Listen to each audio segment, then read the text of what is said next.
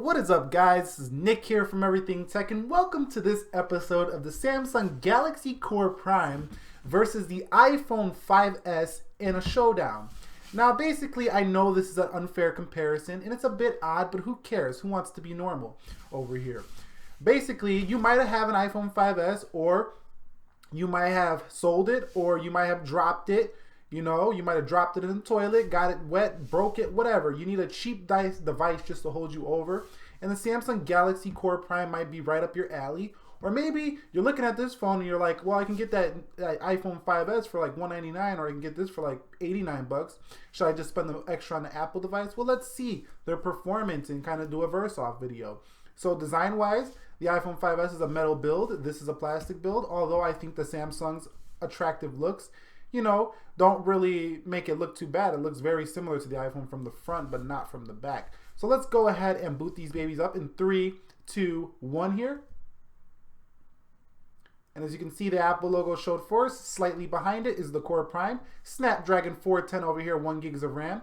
This is an Apple A7 chip, I believe, with 1 gig of RAM. And this has the 64-bit architecture, so that's pretty quick. So the Apple logo is showing. I think Apple will take this round, but we're going to see who takes it. It's going to be close here. This is the T-Mobile model. And let's see who shows content first. Apple's still going. Looks like the Samsung showed content, but the Apple logo appeared first. So that was about even, actually. So that's pretty solid for this Samsung device, this Galaxy Core Prime. Pretty even with the iPhone 5S and the boot up speed. Let's see how long it takes from the time you hit the power button to open the screen. So 3, 2, 1. As you can see, very similar here. What about going into the screen? So that was a little bit quicker. Actually, that was about even with both animations. The animations from the water droplet here and the animation from Apple's typical animation here. That was about even, actually. So let's do another test. Let's do an app test. Let's go into phone real quick in 3, 2, 1. Actually, I accidentally tapped that first on the Samsung. So let's just close those out. Let me close out everything here. Let me close out everything here to make this totally fair. Let me turn off blue light filter because that's going to screw up the video. So let's go into a phone real quick. As you can see, iPhone showed first content a lot quicker, actually. But Android is getting warmed up here. It's loading things in the background. So calendar there. iPhone won that test. Let's go back and let's see something similar. What about the Google app? 3, 2, 1.